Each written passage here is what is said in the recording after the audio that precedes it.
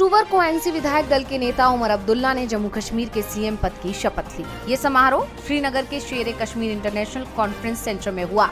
इस दौरान उमर के अलावा 5 और मंत्रियों ने शपथ ली। इन सभी को उपराज्यपाल मनोज सिन्हा ने शपथ दिलाई।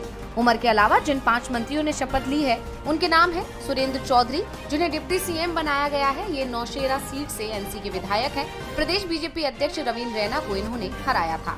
लिस्ट में दूसरा नाम है सकीना ईटू का। ये जम्मू कश्मीर की डीएच पोरा से एमएलए बनी है, 4 बार की विधायक और मंत्री है। इस लिस्ट में तीसरा नाम है जावेद अहमद राणा का, जो पुंछ जिले के मेंढर से नेशनल कॉन्फ्रेंस के विधायक बने हैं और बीजेपी उम्मीदवार मुर्तजा अहमद खान को इन्होंने हराया था। वहीं नंबर 4 पर है सतीश शर्मा, जम्मू के छम्ब सीट से निर्दलीय विधायक हैं। चुनाव के बाद ये एनसी यानी नेशनल कॉन्फ्रेंस में शामिल हो गए। और 5वां नाम है जावेद डार का, जो रफियाबाद सीट से विधायक चुनकर आए हैं और 9000 से ज्यादा वोटों से जीते हैं। बता दें कि उमर अब्दुल्ला दूसरी बार जम्मू कश्मीर के सीएम बने हैं, लेकिन केंद्र शासित प्रदेश बनने के बाद उमर जम्मू कश्मीर के पहले सीएम हैं। इस मौके पर नेता प्रतिपक्ष राहुल गांधी, सपा प्रमुख अखिलेश यादव, प्रियंका गांधी, संजय सिंह, सुप्रिया सुले सहित इंडिया गठबंधन के तमाम नेता मौजूद रहे।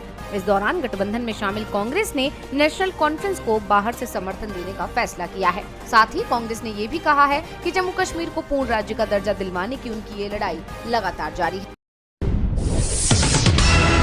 आयोग ने झारखंड और महाराष्ट्र की चुनाव तारीखों का ऐलान तो कर दिया, साथ ही उपचुनावों की भी तारीखें तय कर दी, लेकिन यूपी की मिल्कीपुर सीट से उपचुनाव का ऐलान नहीं किया, जिसकी वजह थी एक चुनाव याचिका। बता दें कि फैजाबाद से सपा के अवधेश प्रसाद के सांसद बनने से मिल्कीपुर विधानसभा की सीट खाली हो गई थी। इस सीट को लेकर 2022 में बीजेपी से उम्मीदवार बाबा गोरखनाथ ने अदालत में एक याचिका दाखिल की थी, जिस पर फैसला विचाराधीन था। इसी वजह से आयोग ने इस सीट पर उपचुनाव का ऐलान नहीं किया था। लेकिन अब खबर ये निकलकर सामने आ रही है कि बाबा गोरखनाथ ने ये याचिका वापस ले ली है, जिसके बाद अब मिल्कीपुर सीट पर भी उपचुनाव कराए जाने को लेकर रास्ता साफ हो गया है। अब सबकी निगाहें चुनाव आयोग की तरफ है कि आयोग इस पर क्या फैसला लेता है। बताते चले कि मिल्कीपुर विधानसभा सीट फैजाबाद लोकसभा सीट का ही हिस्सा है और इस बार बीजेपी को इस सीट पर करारी हार मिली है। तो वहीं समाजवादी पार्टी इस सीट से अपनी जीत का सिलसिला जारी रखना चाहेगी। अब देखना होगा कि चुनाव आयोग मिल्कीपुर सीट पर चुनाव का ऐलान कब। के मुख्यमंत्री चंद्रबाबू नायडू के लिए राहत भरी खबर आई है। ईडी ने सीएम चंद्रबाबू नायडू को 331 करोड़ रुपए के घोटाले में क्लीन चिट दे दी है। अब इस खबर के आते ही सियासत में भूचाल आ गया। दरअसल विपक्ष तो पहले से ही सरकार पर केंद्रीय जांच एजेंसियों के दुरुपयोग का आरोप लगाता आया है और अब ये बात सच होती दिख रही है। सीएम नायडू को क्लीन चिट मिलने को लेकर कांग्रेस ने मोदी सरकार पर हमला बोला है। कांग्रेस ने लिखा कि मोदी की वॉशिंग मशीन में चंद्रबाबू नायडू भी धुल गए। ईडी ने नायडू को एक घोटाले में क्लीन चिट दे दी है। ये स्किल डेवलपमेंट कॉर्पोरेशन से जुड़ा घोटाला है। इसमें नायडू जेल भी गए थे। अब मोदी ने अपने मित्र नायडू को पाक साफ घोषित करवा दिया है। ये है भ्रष्टाचार के लिए जीरो टॉलरेंस। कांग्रेस नेता सुरेंद्र राजपूत ने भी बीजेपी पर सवाल उठाए। सुरेंद्र राजपूत ने कहा कि बीजेपी का टूल किट हो गया है क्या ईडी।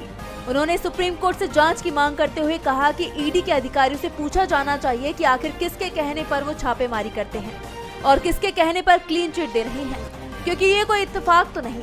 तो वहीं समाजवादी पार्टी ने भी बीजेपी पर जमकर निशाना साधा। समाजवादी पार्टी के मीडिया सेल ने कहा कि भाजपा की वॉशिंग मशीन में साफ हुए समर्थन के बदले क्लीन चिट मिली। बता दें कि कथित 371 करोड़ रुपए के कौशल विकास निगम घोटाले में उनका नाम आया था, जिसके बाद सीएम नायडू ने 53 दिन जेल में बिताए थे। विपक्ष का कहना है कि नायडू को क्लीन चिट इसलिए दी गई है क्योंकि वो एनडीए के सहयोगी हैं। विपक्ष जमकर इस मुद्दे पर बीजेपी को घेर रहा।